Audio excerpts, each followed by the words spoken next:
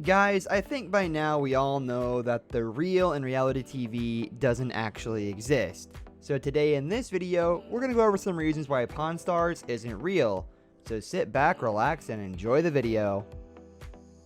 Number 1, first off, if you go to the Gold and Silver Pawn Shop, you won't actually run into the stars of the show. Unless they're taping, where all the sales have been carefully mapped out, the stars of the show don't work the counters waiting for business. Tourists in the shop are so eager to get a picture of them that they can't risk it. If some other customer is accidentally photographed in the process, it's a violation of Nevada's privacy laws. Nevertheless, there are 50 other employees at the store who do the bulk of the day in, day out pawn shop stuff.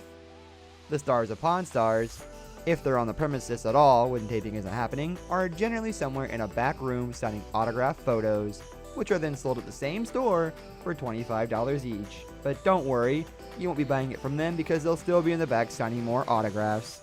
Is for King George III, which is correct for the period guns. However, it's a bit different in style.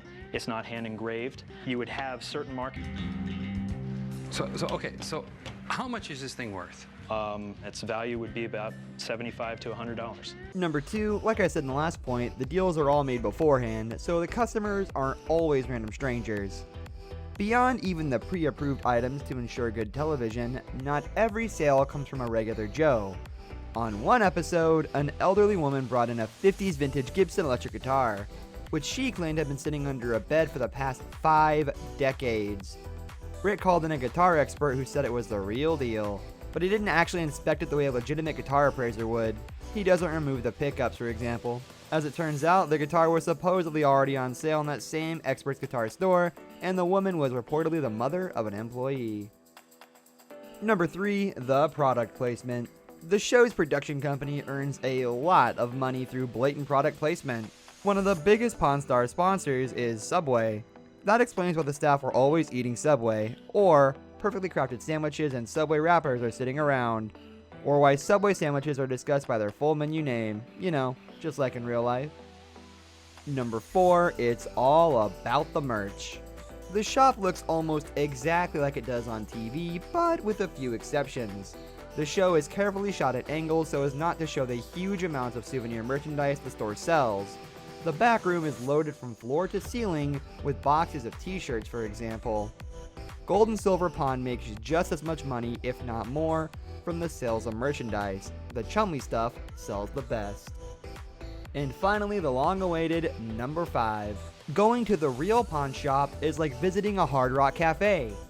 Gold and Silver Pawn is a real working pawn shop in Las Vegas, open every day from 9 a.m. to 9 p.m. with a small window open 24/7 to trade in stuff for cash to fund any and all illicit Sin City adventures. But since the show has taken off, the shop has become much more of a tourist attraction than a place to hawk old coins and family heirlooms. If you visit, you're far more likely to run into a dozen or more tourists taking pictures than you are to see the stars of the show. It's more akin to a visit to a TV set or a pop culture museum than it is a pawn shop, which is good because real pawn shops are pretty seedy.